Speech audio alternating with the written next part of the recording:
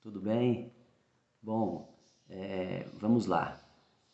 Por que eu estou fazendo esse vídeo? Quem sou eu, né? O que eu pretendo com isso? Então, vamos começar do início ali. Quem sou eu, né? Eu me chamo Alex Alves, tá? Sou advogado, especialista em gestão e direito de trânsito, tá bom? Além disso, sou instrutor, examinador, diretor de ensino, diretor geral, atualmente exercendo a atividade de diretor de ensino, de CFC, tá? E por que eu resolvi vir até aqui falar sobre CFC? O meu foco nesses vídeos serão Centro de Formação de Condutores. Eu ministro cursos de capacitação para instrutores, para diretores, para examinadores em uma instituição credenciada pelo Detran. E eu percebo ali, principalmente quando na formação de diretores ou na atualização de diretores, que as informações muitas vezes são desencontradas. Como todos sabem, o tempo para que você volte para fazer essa atualização é de 5 anos. Quer dizer, é um lapso temporal muito grande e muita coisa muda nesse intervalo de tempo. Então, quando aqueles diretores chegam na sala de aula, nós percebemos que muitas informações estão ultrapassadas, né? E não culpo, né, os diretores, eu sei que as atribuições deles no CFC são muitas, né? Muitas vezes ali por estar na parte operacional, cuidando do funcionamento do CFC, muitas vezes fazendo funções que seria de outro, ele acaba deixando passar batida alguma norma nova, alguma coisa que veio a regulamentar a sua atividade, e quando chega no curso ele fala, nossa, realmente, se eu fizesse assim, se eu fizesse assado, e a gente acaba percebendo, eu principalmente por ser advogado e advogar muito na área administrativa com relação a processos administrativos, né, que são imputados aos CFCs, eu percebo que muitas das falhas poderiam ser evitadas. São falhas bem banais que acabam causando um transtorno enorme para o empresário. Então, o meu intuito nos vídeos será orientá-los e deixá-los extremamente atualizados. Então, principalmente os empresários de CFC, os diretores de CFC, seja diretor geral, seja diretor de ensino, e até mesmo os instrutores, porque existem muitas responsabilidades ali de instrutores que às vezes também passam desapercebidas. E se o diretor não está ali para orientar, mas o instrutor é um cara bem atualizado, ele por si só adequa a sua conduta e evita certos procedimentos. Então, o meu intuito aqui é trazer para vocês informações reais, atualizadas e daquilo que efetivamente ocorre no seu CFC. Por que eu estou dizendo isso? Porque pegar a resolução 789, pegar as portarias do Detran, ler, todo mundo pode fazer. Agora, dar a interpretação, dar aquilo que realmente ocorre na prática, isso eu posso fazer com vocês, tá? Por quê? Porque eu vivo isso há 18 anos, tá? Na área de CFC, desde ser instrutor, diretor e há 10 anos como advogado atuando na área de direito de trânsito, posso trazer para vocês muito conteúdo e trocar conteúdo. A minha ideia aqui é exatamente fazer esse networking e que nós possamos trocar experiências. Então eu dependo muito de vocês para que vocês marquem aí aquilo que vocês querem discutir, de repente algum assunto específico. Ah, Alex, vamos falar sobre segundo andar no CFC, vamos falar sobre a LADV, vamos falar sobre toda a parte de infraestrutura, fachada, salas, acesso das salas, vamos falar sobre sala eletrônica, vamos falar sobre insufilme no veículo de aprendizagem, enfim, qualquer assunto relacionados a trânsito na área de CFC, principalmente. Claro que a gente vai acabar abordando também outras instituições de cursos especializados e cursos de capacitação, mas o foco principal será CFC.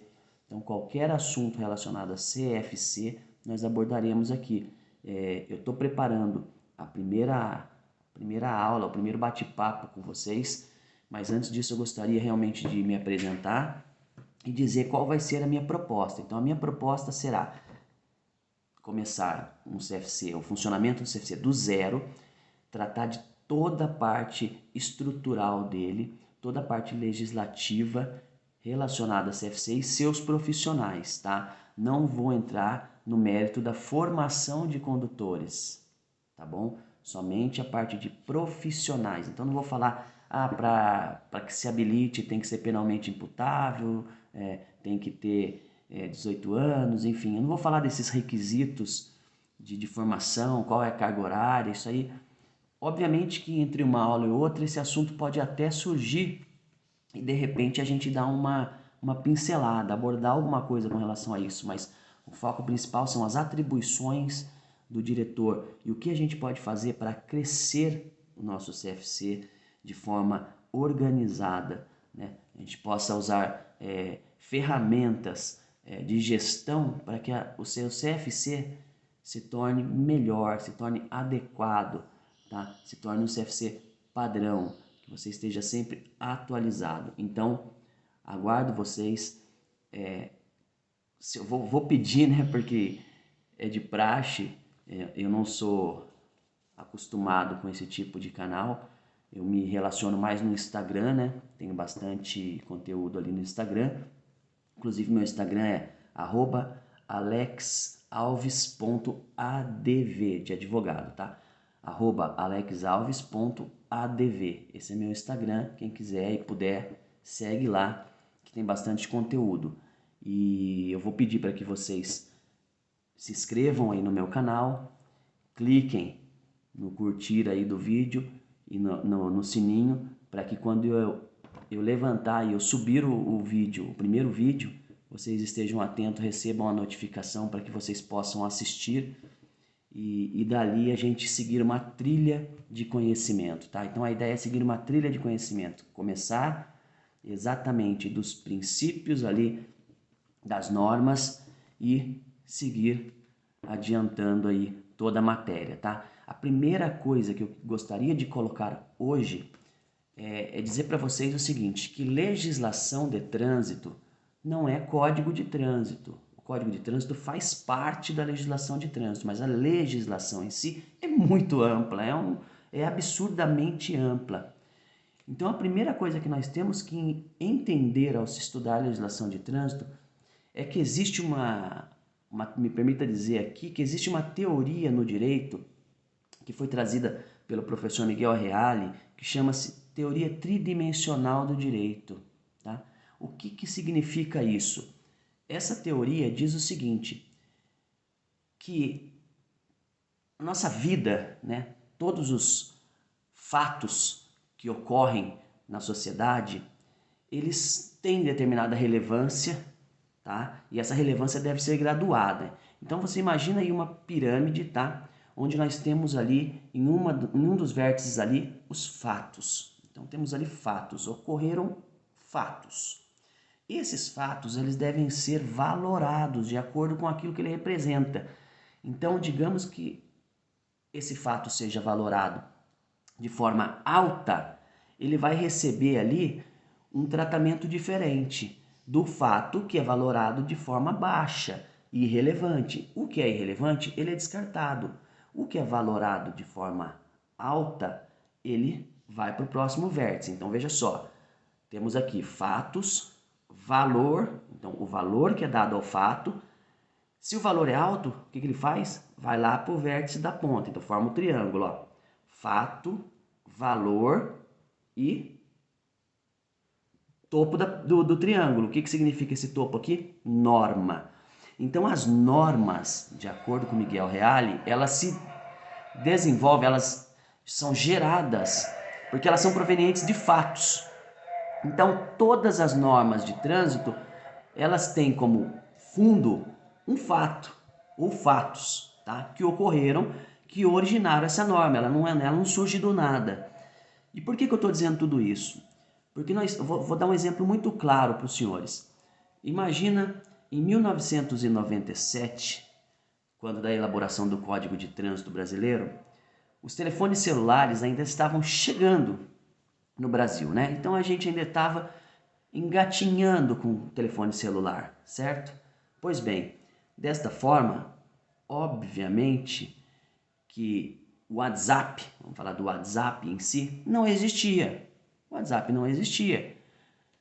Logo, ele não está escrito, não tem nenhuma norma que trate do uso do WhatsApp quando na direção de um veículo, certo? Não existe no Código de Trânsito original.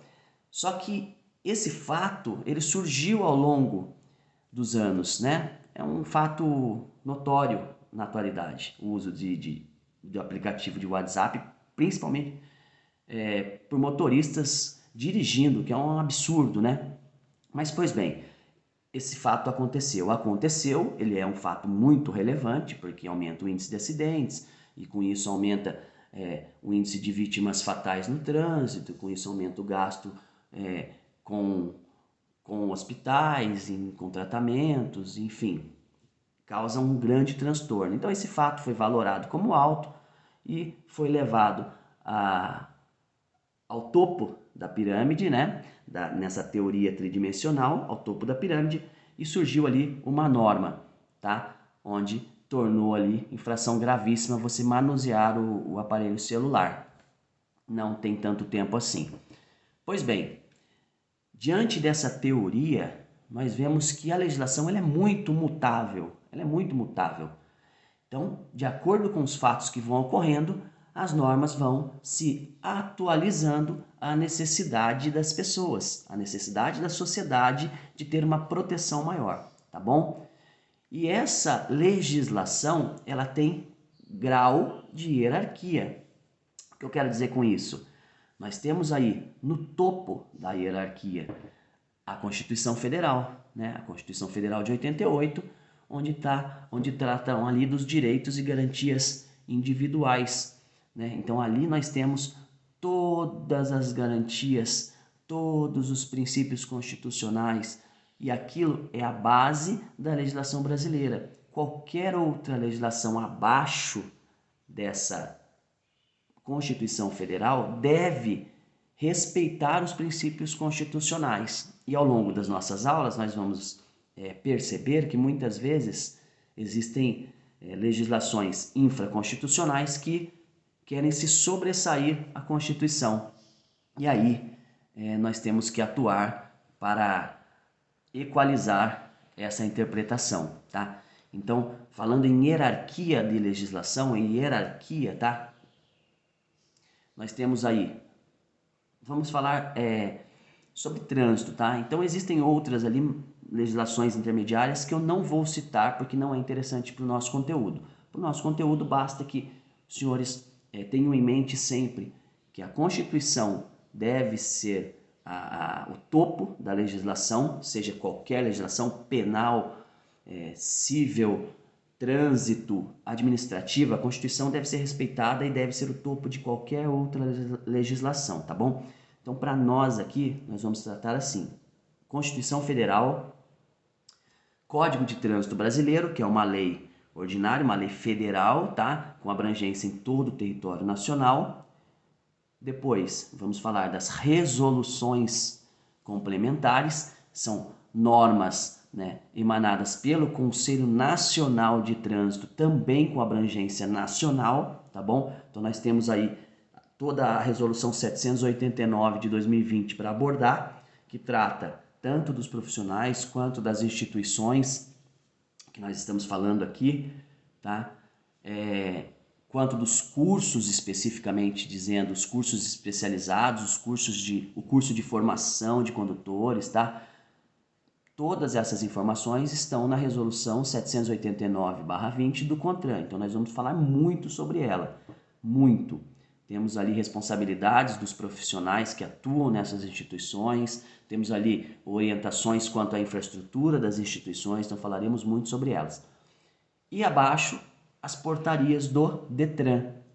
Tá? Como eu atuo mais no estado de São Paulo, eu vou abordar a portaria 101 de 2016 do DETRAN de São Paulo, que é a portaria atualmente em vigor, já sofreu algumas alterações, obviamente, mas vamos tratar de forma consolidada com todas as atualizações que elas tiveram, as alterações, enfim, as alterações que elas tiveram, e abordaremos bastante esses ordenamentos que nós temos na portaria. Então veja só, falando em hierarquia, nós temos ali Constituição, Código de Trânsito, Resoluções e Portaria 101.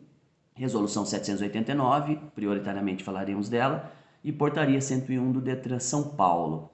Então veja que nessa graduação já dá para perceber que a Portaria 101 do Detran, ela se encontra na base da hierarquia dessas normas que eu citei. Portanto, aquilo que está emanado na Constituição tem que se sobressair a essas portarias, seja a Portaria 101, seja qualquer outra portaria de qualquer outro estado da federação, tá?